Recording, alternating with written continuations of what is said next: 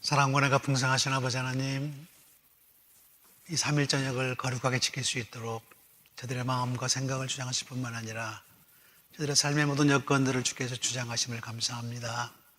주님 앞에 나와 다시 한번 저들의 삶을 돌아다보고 주님의 말씀을 들으면서 저희가 정말 하나님이 원하시는 아름다운 삶을 살고 있는지, 주께서 동행하시는 아름다운 삶인지를 돌아다보게 하시고, 이 시간 말씀을 통하여 저들의 삶에 여러 가지 것들을 주님의 말씀과 견주어 보면서 저들의 삶에 하나님 살아계심이 증거되는 삶인지를 돌아보는 시간으로 축복 내려 주시옵소서.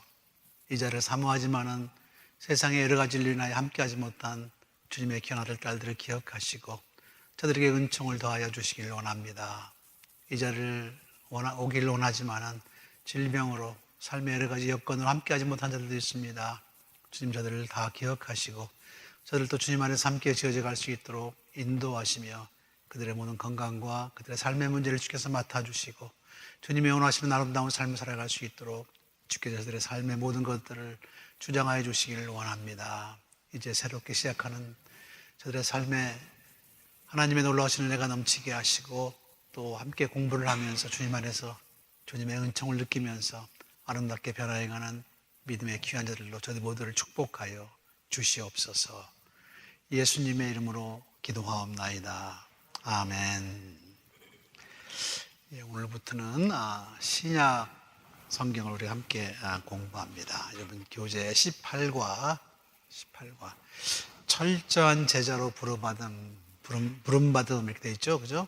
영어로는 radical disciple이라고 얘기합니다. 그러니까 radical이라고 하는 말은 무슨 말입니까? 오늘 본문은 철저하다라고 얘기하는데 완전히 변화를 받으라라고 하는 그런 얘기죠. 제자가 되려면 제대로 똑바로 온전한 제자가 되라라고 하는 그 부르심입니다. 특별히 우리가 복음서를 공부하면서 기억해야 될 것은 우리가 가진 복음서가 4개가 있죠, 그죠? 마태, 마가, 누가, 요한. 그 복음서를 우리가 하나로 만들려고 하는 노력이 많이 있었어요. 사실은 복음서를 하나로 해보려고. 그런데 도저히 할 수가 없다는 겁니다. 왜냐하면 복음서의 관점이 다 다르기 때문에 대상도 다르고 시대도 다르고 그리고 거기에 담고 있는 내용이 다르기 때문에 하나로 쭉 만들기가 어려워요. 우리가 하나만 있었으면 좀 쉬웠을 것 같죠, 그죠? 그것만 기억하면 되니까. 그런데 사실은 세상이라고 하는 것이 그렇게 단순하지 않습니다. 그래서 오늘 이 복음서를 보면서 우리가 한번 생각해 볼 수 있기를 바랍니다. 우리가 복음서를 받고 성경을 우리가 읽을 때 성경에는 항상 말하는 사람이 있고, 그죠? 말하는 사람이 있고, 그죠? 듣는 사람이 있어요. 듣는 사람, 그죠? 귀, 듣는 사람 또는 읽는 사람이 있습니다. 읽는 사람. 자, 말하는 사람과 읽는 사람이 있어요, 그죠? 물론 말하는 사람이 아니라 적는 사람도 분명히 있을 겁니다. 그렇죠? 근데 옛날에 같이 어떤 사람들이 쓰는 것처럼 이렇게 다 쓴 게 아니고 처음부터 어떤 사람이 부르면 받아 적었어요, 사실은. 누가? 아래 것들이, 그죠? 다 적었습니다. 옛날에 신학자들도 전부 자기가 쓴 게 아니에요. 사도 바울이 서신서를 쓰다가 어떤 부분은 자기가 씁니다. 내가 내 자필로 쓰노니 그런 말이 나와요. 거기만 쓴 거예요, 사실은. 딴 사람이 쓰다가 어떻게 해요? 답답하니까 자기가 글을 쓴 거예요. 그런 내용이 있는 것처럼 말하는 사람이 있으면 듣는 사람이 있습니다. 그 듣는 사람과 말하는 사람이 뭐가 다르냐면은 영어로는 컨텍스트가 달라요. 그죠? 상황이 달라요. 말하는 사람이 상황에 처해 있는 거하고 듣는 사람이 있는 상황이 다르다라고 하는 얘기입니다. 우리는 몇천 년 전에 이미 누가 말한 것을 지금 듣잖아요. 그죠? 그렇잖아요. 우리가 2000년, 적어도 2000년 정도 후에 우리가 그 말을 듣습니다. 그 말을 듣기 때문에 이때의 컨텍스트하고 이때의 컨텍스트는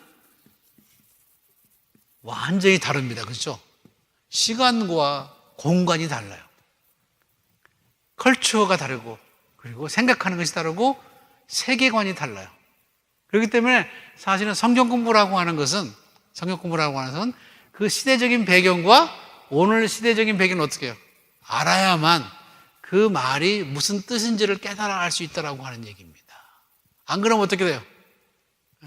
안 그러면 그게 제대로 들을 수가 없다라고 하는 얘기입니다. 처음 말할 때 어떤 의도로 썼나라고 하는 것과 듣는 사람이 어떤 걸로 듣느냐라고 하는 것은 천지 차이가 있다라고 하는 그런 얘기입니다. 물론 그 앞에서 들었다고 한다면 훨씬 쉬웠겠죠. 그죠?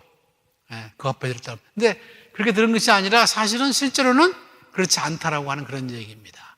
게다가 처음에 말한 사람도 사실은 자기가 겪었던 일이 금방 일기장이 적은 게 아니에요. 사실은 그때는 일기장도 할 수 없었고 꽤 돈이 좀 있는 사람만 어떻게 해요? 파피루스라고 하는 데다 쓰기도 하고, 그것도 없는 사람은 진흙에다 썼더라고요. 진흙에다 다 쓰겠어요? 못 쓰겠어요? 요점만 적었겠죠. 그죠? 요점만. 다 적을 수 없기 때문에.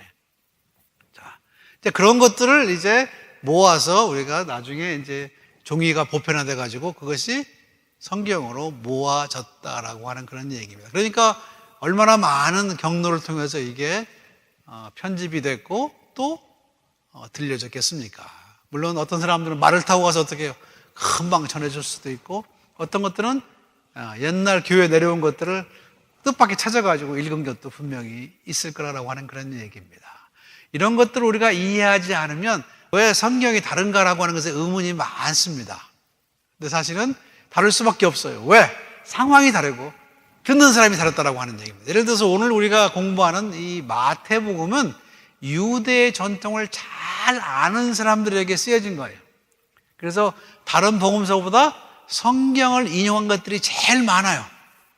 즉 유대 율법과 전통을 아는 사람들에게 쓰여진 글이다라고 하는 그런 얘기입니다. 자, 그러면 마태복음 말고 또 무슨 복음이? 누가복음, 그죠? 누가복음은 사실은 보통 젠타일들, 이방인들을 위해 쓰였다고 얘기합니다. 특별히 로마 지역에 흩어져 살던 이방인들을 향해서 쓰여졌다고 하는 그런 얘기입니다. 그래서 여러분이 누가복음을 읽으면은 뭐가 없어요? 차별이 없어요. 차별이. 왜? 전부 어떻게 해요? 유대인들이 아니니까. 이 사람들은 율법도 잘 몰라. 그죠? 여자와 남자의 차별이 없다. 남녀의 차별이 없는 것은 전부 누가복음이에요. 그러니까 우리가 쓰고 있는 그 예수라고 하는 그 영화 있죠. 그죠? 지저스. 그게 어디에 근거한 거예요? 누가복음에 근거한 거예요. 누구든지 믿기만 하면 그게 이제 누가복음이라는 얘기고, 마가복음이라고 하는 것은 소수의 공동체가 있을 때, 일찍 가장 먼저 생긴 예수님을 따르는 공동체에게 쓰여진 글이라고 얘기합니다. 그래서 마가복음의 경우에는 그 어떤 사건에 대해서 설명이 있어요, 없어요? 없어. 사건만 계속 적습니다, 그냥. 그렇게 처음에 적을 때는, 그죠?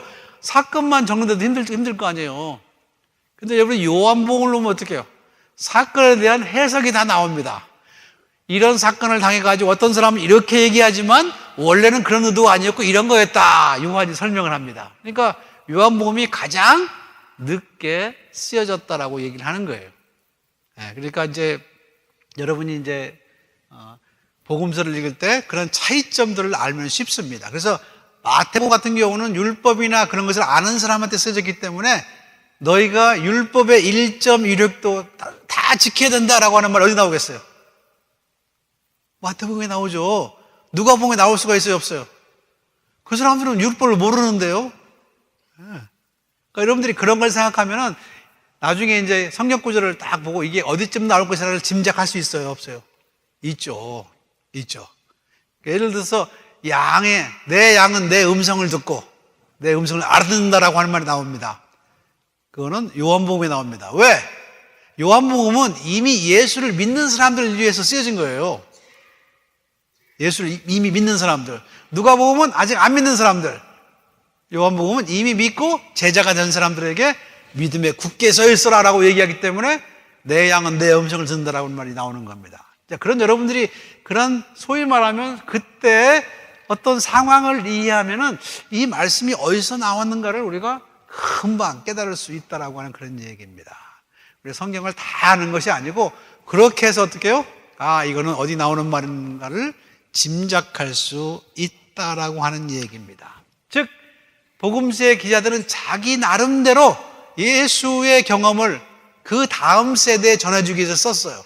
그래서 예수님이 돌아가신 지 30년에서 보통 60년 정도, 요한복음 같은 경우는 2세기 초 100년 또는 120년 AD, 그러니까 예수님이 돌아가시고 나서 한참 지난 다음에 쓰여졌다고 얘기를 하는 겁니다. 근데 이제 마가복음 같은 경우는, 마가복음 같은 경우는 예수님이 이제 부활했을 당시에 쓰여졌다라고 그렇게 얘기를 합니다. 그래서 여러분들이 요한복음의 원래 부분을 보면, 마가복음의 맨 끝을 보면은 예수께서 살아났다라고 하는 소식을 듣고 복음서가 끝나요. 부활하셨다라고 하는 것에 대해서 그러면서 끝나요. 마가복음은. 그러니까 그건 어떻게 해요? 초기에 쓰여졌다라는 것을 우리가 알 수 있습니다. 그거 말고는 나머지는 누가나 마태는 굉장히 사실은 조금 시간이 지난 다음에, 특별히 마가복음을 이미 가지고 있는 상태에서 쓰여진 것이다 라고 얘기를 합니다. 여러분 이제 신학교를 가면 그건 배우는데, 그런데 그 사람들이 공통적인 소스가 또 하나 있었을 것이다. 그래서 우리는 Q 다큐멘트다, 여기는 Q 문서라고 얘기를 합니다. Q 문서라고는 딴 게 아니고 소스라고 하는 말이에요. 그러니까 누가나 마태는 마가복음을 가지고 있고 거기다가 또 하나의 어떤 공통적인 Q 소스를 가지고 있고 나름대로 자기의 어떤 걸 가지고 누가복음을 썼을 것이다 라고 얘기합니다. 마태는 마가복음에다가 Q 소스에다가 자기의 어떤 것을 가지고 마태복음을 썼을 것이다. 그러니까 이게 공통되다라고 하는 거예요. 마가복음에 안 나왔지만은 이 복음서의 공통적인 것을 Q라고 그렇게 가정을 한 거예요. Q라고 하는 게 여러분 괜히 그런 게 아니고 공통적, 누가나 마태가 가졌을 어떤 그런 것들. 요한복음을 보면은 이미 다른 복음이 있는 것을 알고 있어요. 그래서 그런 것들을 어떻게 해요? 가능하면 빼고 얘기를 합니다. 요한복음에 나오는 기적들 대부분은 다른 복음서에 안 나오는 것들이에요. 공통된 게 내 복음서에 다 나오는 것들이 있습니다. 어떤 게 있어요? 변화산상의 사건, 오비영 이해의 사건, 이런 것들은 내 복음서에 다 나와요.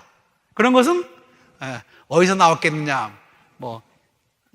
마가복음이나 Q에서 나왔을 것이다. 이제 그렇게 생각합니다. 그런데 이제 여러분이 이제 그런 것들을 여러분이 잘 분석하는 그런 일은 학자들한테 맡기고, 우리가 기억해야 될 건 뭐냐면 저자 나름대로 예수님에 대해서 뭔가를 증거하려고 했다라고 하는 그런 얘기입니다. 여러분 그렇잖아요. 처음에 자기가 예수님을 만난 사람들은 예수님에 대해서 쓸 필요가 있었어요, 없었어요? 별 쓸 필요가 없죠. 우리도 마찬가지입니다. 예수님을 직접 만나면 성경이 필요했어요, 없어요? 없죠. 성경은 우리가 예수님을 만나게 해주면 그건 끝이에요. 그게 끝이야. 여러분이 잘 아는 토마스 아퀴나스라고 하는 유명한 신학자가 있습니다. 책을 많이 쓴 사람이에요. 그 사람은 한때는 10명의 쓰는 사람을 놓고 한꺼번에 10개를 썼어요, 책을. 그렇게 유명한 사람인데 이 사람이 어느 날 그러다가 하나님을 만났어. 그래서 책이 중간에 멈추어 버렸어요. 다 소용없다라고 해요. 다 소용없다. 하나님 만나면 끝이다. 이제 그런 유명한 일화도 있습니다. 어쨌든 문제는 예수님을 만났던 1세대가 죽으면서 그 다음 세대에게 어떻게 해요? 우리가 뭘 믿는지, 예수가 누군지를 가르쳐 주려고 복음서를 쓰기 시작했다라고 하는 얘기입니다. 안 그러면 쓸 필요가 없었어요. 그죠? 써놓은 이유는 그 다음 세대를 위해서, 예수님을 직접 못 본 사람을 위해서 이 책을 쓰기 시작했는데, 문제는 이 사람들이 처해 있는 상황이 달랐다라고 하는 얘기예요. 어떤 사람들은 율법을 잘 아는 유대인 근처에 있던 사람이고, 어떤 사람은 전혀 율법을 모르는 어떻게 해요? 이방인들이었고, 어떤 사람들은 이미 예수를 믿은 사람들이고, 그런 차이가 있기 때문에 복음서가 다 다르다라고 하는 얘기입니다. 게다가 그것을 거꾸로 리콜렉션, 돌아다 보면서 썼기 때문에 순서대로 나와 있지가 않아요. 순서가 다 틀려. 그래서 마태복음과 누가복음을 비교해보면 어떤 것은 앞에 나오고 어떤 건 뒤에 나옵니다. 근데 그게 전혀 문제가 안 돼요. 왜? 나름대로 자기가 주장하는 걸 주장하기 위해서 자기가 배열을 그렇게 한 거예요. 요즘은 우리가 이제 몇 장 몇 절 그게 있으니까 문제인데, 몇 장 몇 절은 1400년도에 와가지고 시작한 거예요. 그때는 몇 장 몇 절도 없었어요. 그냥 순서대로 쫙 그냥 적어놓기만 한 겁니다. 그것도 순서대로도 아니고 어떻게 해요? 종이를 그냥 이렇게 꼽아놨다가 두루마리 하나 딱 펼치면 어떻게 해요? 거기에 예수님의 일화가 적혀 있는 거예요. 그거 가지고 설교를 하고 그거 가지고 어떻게 해요? 사람들이 나누었다라고 하는 그런 얘기입니다. 우리가 1장 1절부터 공부합니다, 이런 게 없었다라고 하는 거예요. 뽑히는 대로. 자, 이제 여러분이 그런 걸 생각하시면서 오늘 마태복음의 얘기를 우리가 함께 공부하려고 합니다. 자, 마태복음은 예수께서 구약 성경에 나오는 모든 사람들의 기대를 완성하는 분이다라고 생각을 했습니다. 이제까지 그 사람들은 구약을 잘 알고 있는 사람들입니다. 그렇기 때문에 그들이 생각했던 모든 것을 성취하신 분으로서의 예수를 설명합니다. 그러니까 예수님의 모든 행동과 모든 사건에 뭘 갖다 붙여? 이런 성경에 응하였더라라고 하는 말이 나옵니다. 성경에 이런 예언이 이렇게 성취되었다는 말이 마태복음에 굉장히 많이 나옵니다. 그러면서 이건 이미 어떻게 해요? 구약 성경에 다 예견되었던 그런 내용이다. 그런 것을 굉장히 강조합니다. 그래서 예수님은 율법과 선지자의 모든 것을 완성시키기 위해서 오신 분이다라고 하는 것이 이 마태복음에 굉장히 강조되는 그런 얘기입니다. 그 다음에 두 번째 특성이 뭐냐면 제자를 삼으라라고 하는 것이 어디가 나와요? 마태복음에 나와요, 사실은. 제자를 만들고 가르치고, 그렇죠? 그런 것들은 마태복음에 나오죠. 여러분, 우리가 잘 아는 지상명령이 마태복음 맨 마지막 28장에 나오죠, 그죠? 너희가 땅 끝까지 어떻게 해요? 증거하고 그들을 가르쳐 제자를 만들라. 그거 마태복음만 나온다라고 하는 거예요. 자, 그러니까 상황 자체가 마태복음에 나오는 유대인들은 원래 공부를 좀 하던 사람이죠, 그죠? 가르쳐 지키게 하라. 누가복음에는 가르쳐 지키라고 하는 말이 없어요. 네가 믿으면 구원을 얻을 거다. 그걸로 끝납니다. 왜? 그 사람들은 그런 성경적인 지식이나 구약에 대한 지식이 없기 때문에 그거 말해봤자 몰라요, 무슨 말인지. 그렇죠, 여러분? 초등학교 학생들에게 우리가 성경 공부하는 거하고 성경을 많이 공부한 사람을 가르치는 거하고 신학교에서 가르치는 건 전혀 차원이 다른 거다라고 하는 얘기입니다. 마태복음은 그나마 꽤 율법과 선지자나 구약 성경에 대해서 지식이 있는 사람들이었기 때문에 구약의 얘기를 굉장히 많이 하고 있다라고 하는 얘기예요. 자, 그 다음에 교회라고 하는 말은 마태복음에 나옵니다. 에클레지아라고 하는 말인데, 에클레지아라고 하는 말은 믿는 사람들이 모여있다라고 하는 뜻입니다. 여러분 잘 아시는 것처럼 에클레지아라고 하는 말, 여러분 가다 보면은 그 히스패닉 교회를 보면 에클레지아 오브 뭐라고 나오죠? 에클레지아, 그 교회라고 하는 말이에요. 라틴어로는 그렇게 에클레지아로 계속 나와서 있고, 우리는 그것을 그냥 처치, 교회다, 그렇게 얘기를 합니다. 어쨌든 그런 교회라고 하는 말은 마태복음에만 나옵니다. 근데 이 교회라고 하는 말은 처음부터 쓰여진 것이 아니고 꽤 시간이 지난 다음에 사용하던 말이기 때문에 마태복음이 완성된 것은 아마 1세기 말쯤 되었을 것이다 라고 생각을 합니다. 그 글자 하나 때문에 음부의 권세가 베드로한테 얘기하면서 교회라고 말이 처음 나와요, 거기에.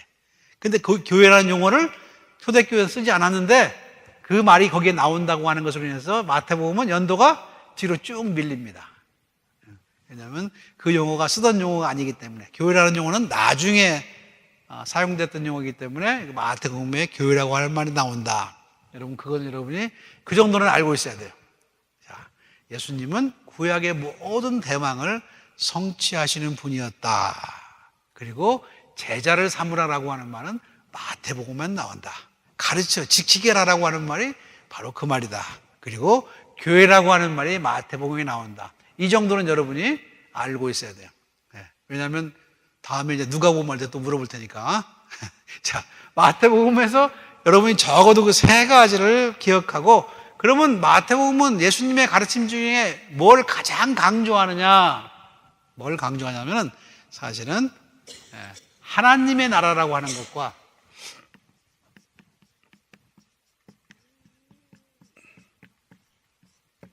천국이라고 해요. 천국. 그죠? 또 하늘나라라는 말 쓰죠. 하늘나라. 그죠? 이거는 영어로는 킹덤 헤븐. 이건 킹덤 갓. 똑같이 씁니다. 그리고 회개라고 하는 말이 굉장히 중요하게 나와요. 회개. 요 두 가지만 우리가 마태복음에서 배워도 다 배우는 거예요, 사실은. 요 두 개는 잊어버리면 안 돼. 자, 하나님의 나라라고 하는 것은 어떤 나라냐?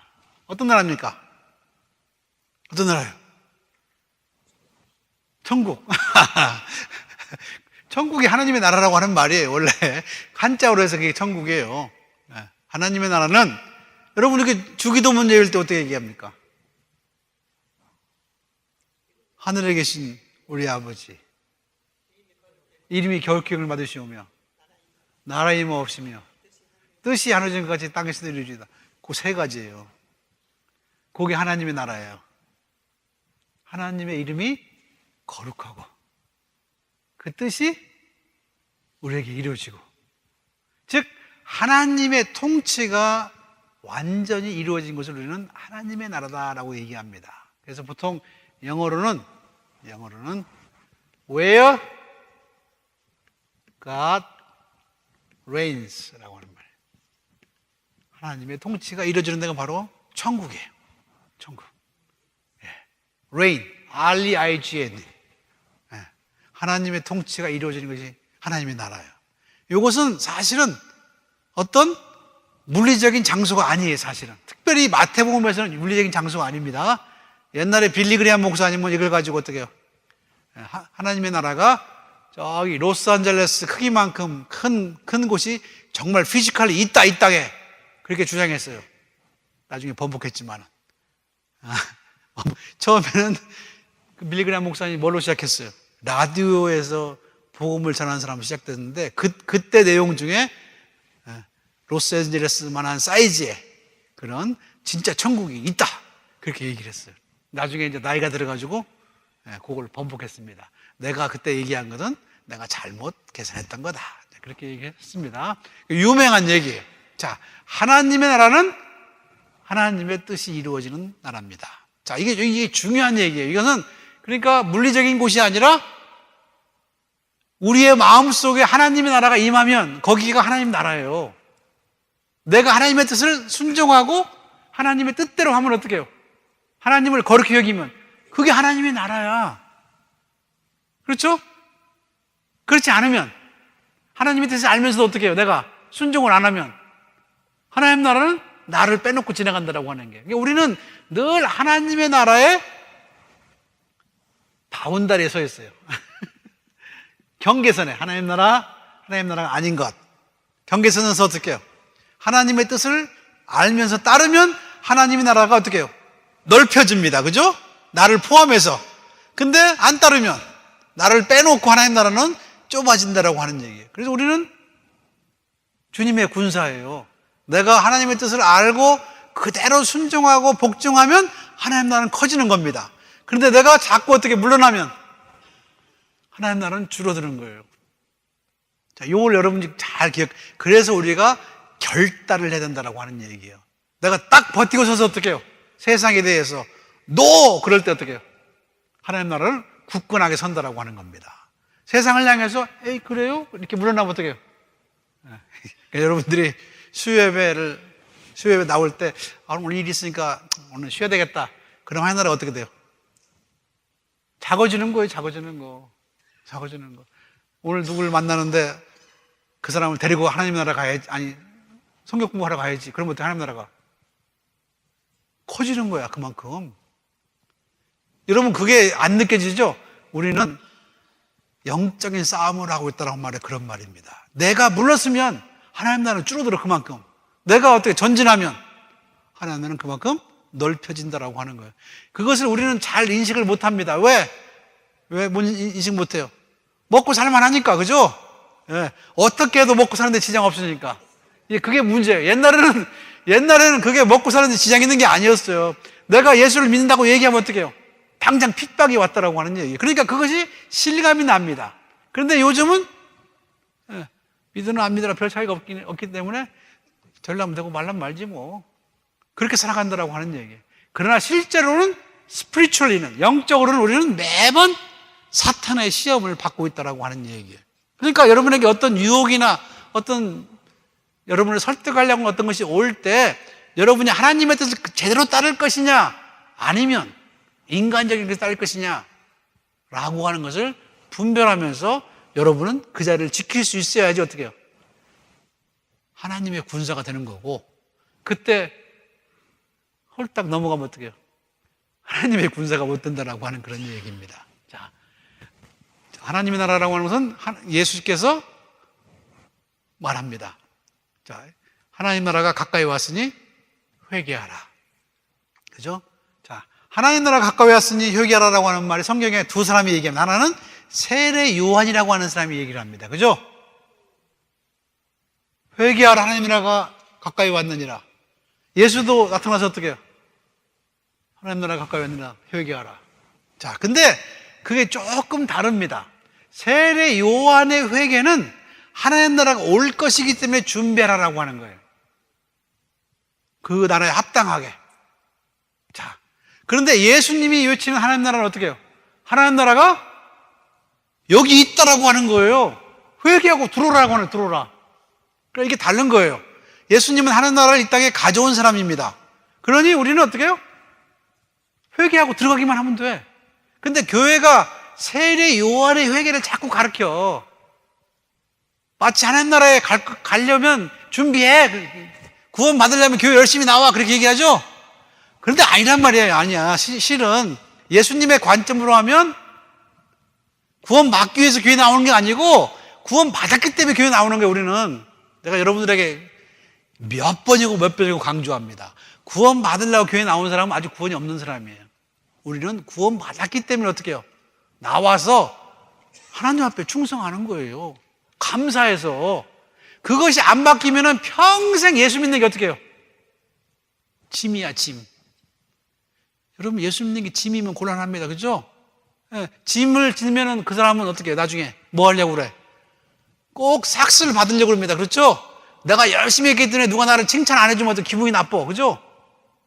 내가 이렇게 수고했는데 저것들은 쳐다보지도 않고 등도 한번 안 때려주고 감사합니다는 말도 안 해? 그런 사람은 아직도 짐을 지고 있는 사람이에요. 그런데 참 재밌는 건 뭐냐면 이미 하나님 나라에 들어와 있는 사람은 다른 사람이 그런 거에 아무 상관이 없어. 왜? 이미 내게 어떻게 해요? 하나님 나라가 와 있기 때문에. 그래서 그런 것들에 의해서 어떻게 해요? 실망하거나 그것 때문에 마음 상하거나 그것 때문에 잠못 이루지 않는다라고 하는 거예요.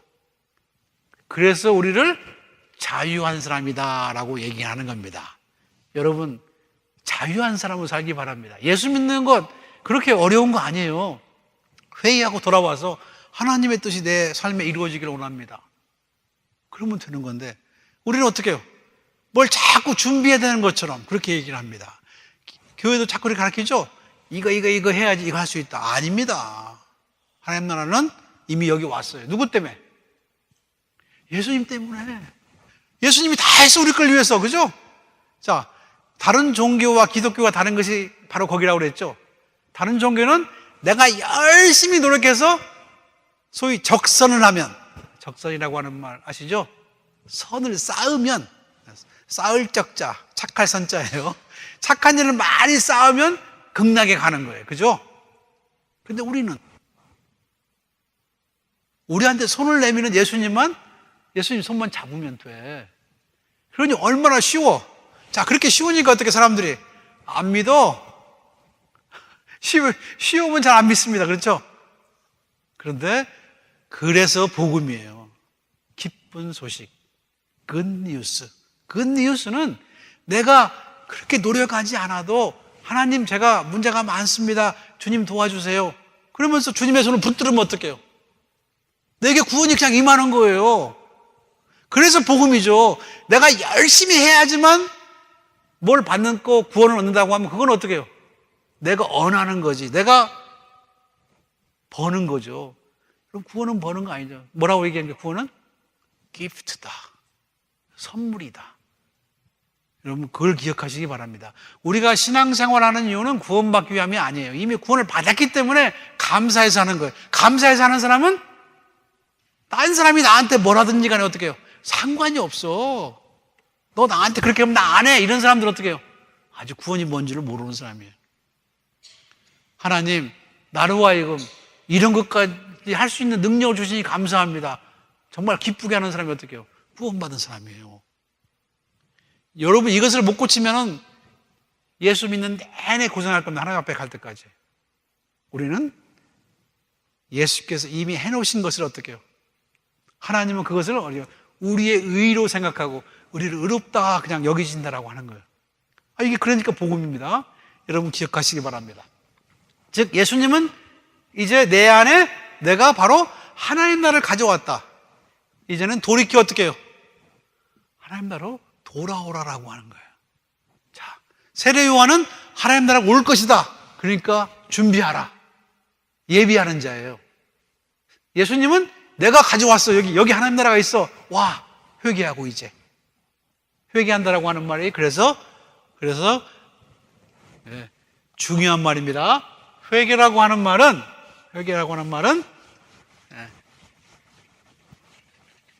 돌아선다라고 하는 말이죠.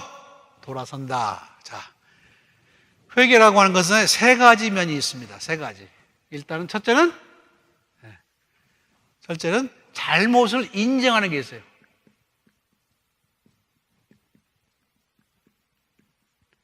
이거를 지적인 회개라고 얘기합니다. 내가 머리로 어떻게 해요? 잘못했구나. 인정하는 거.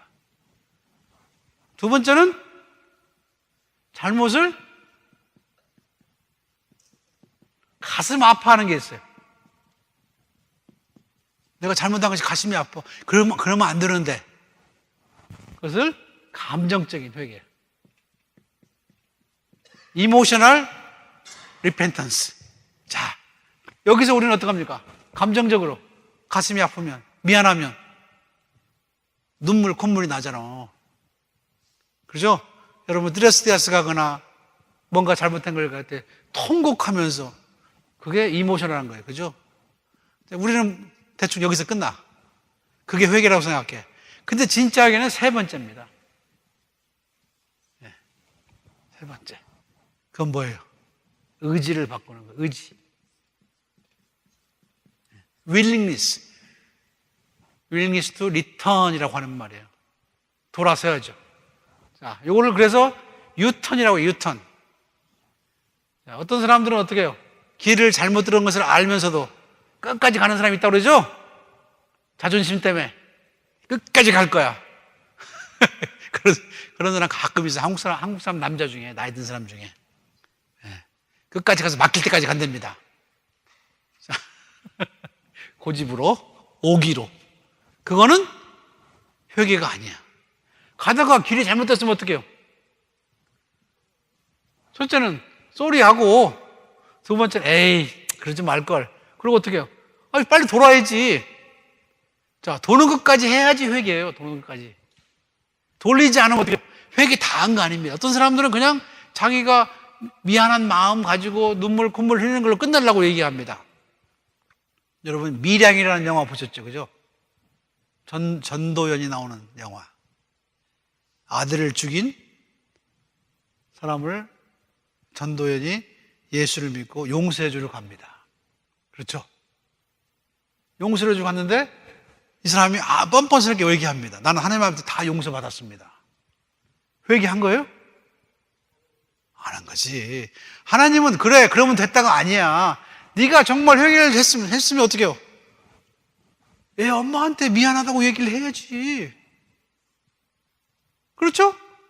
그걸 안 하고 그냥 하나님한테만. 가끔 그런 사람이 있어요.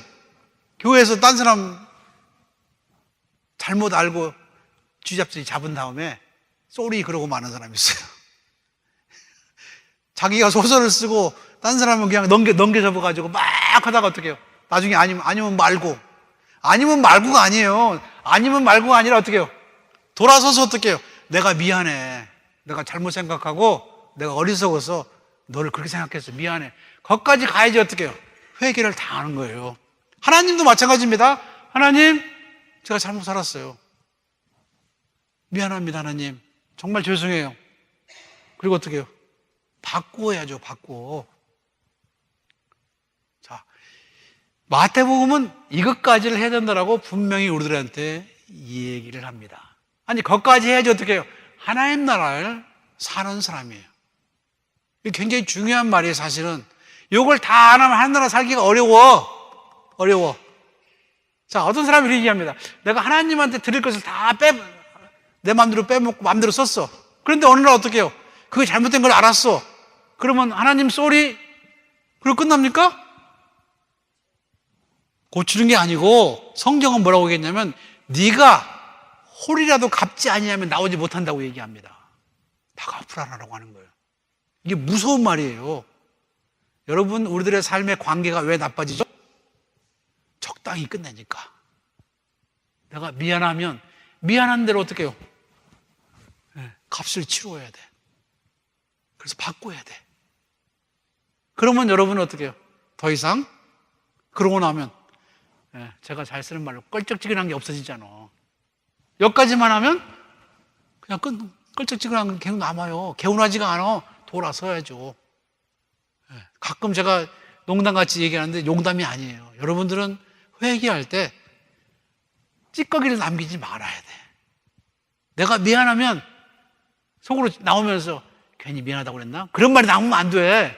그죠? 미안하면 그냥 미안해야지. 내가 할 수 없이 했다. 그죠? 우리 옛날에 애들이 싸우다가 막 몰아서 쏘리하라고 뭐라 그러니까 쏘리! 그러죠? 그건 쏘리가 아니에요.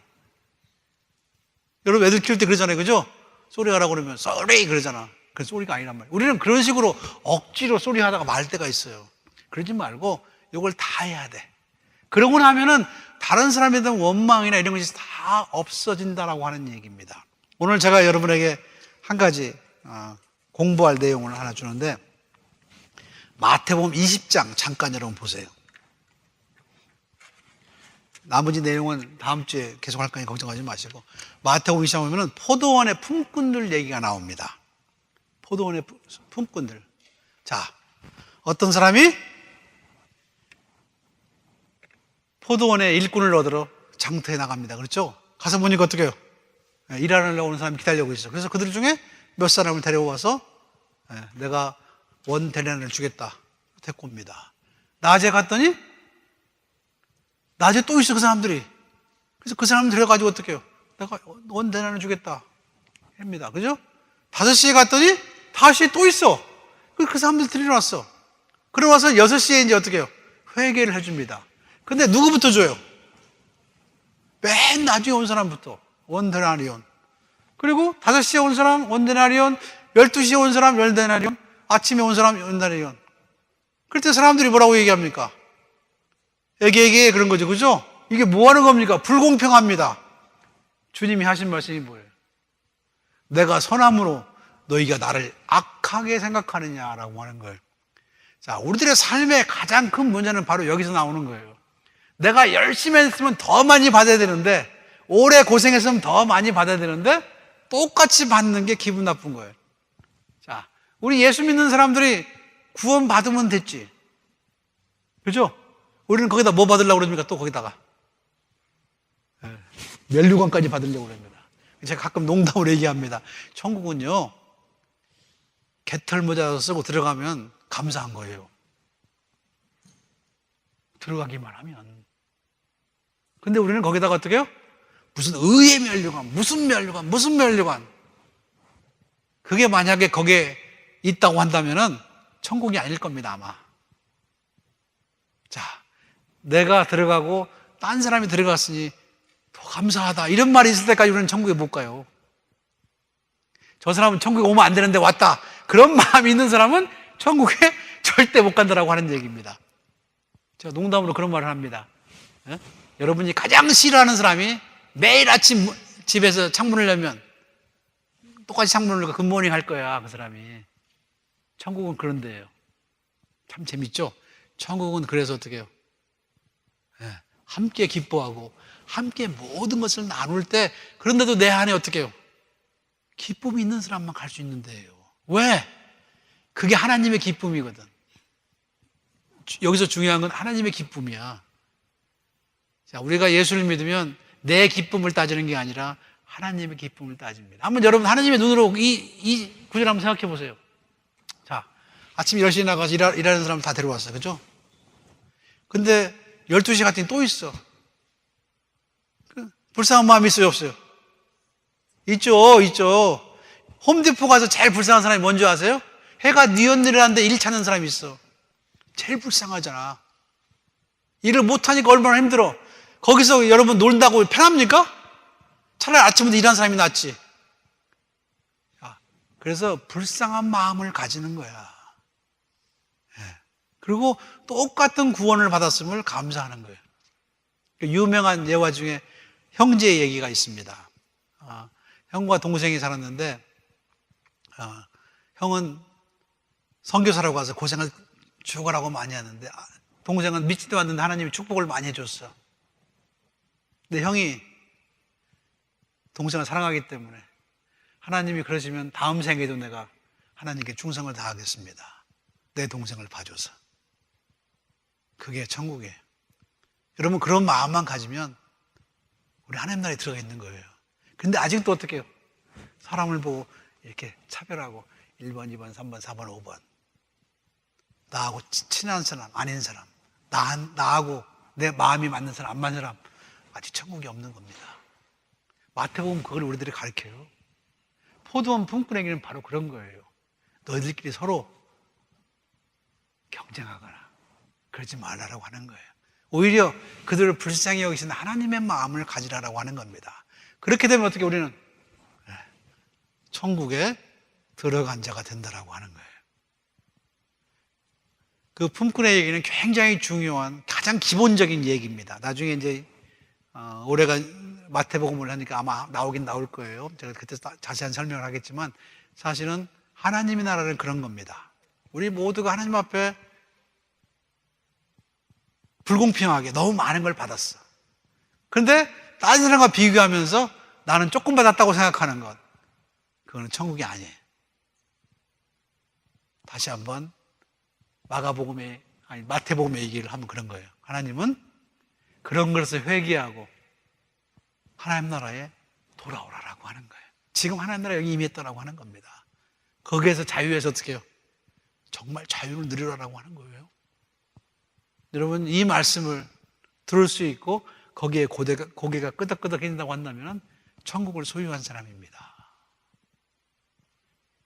괜히 우리끼리 정말 도토기 키재기 하는 건데, 그죠?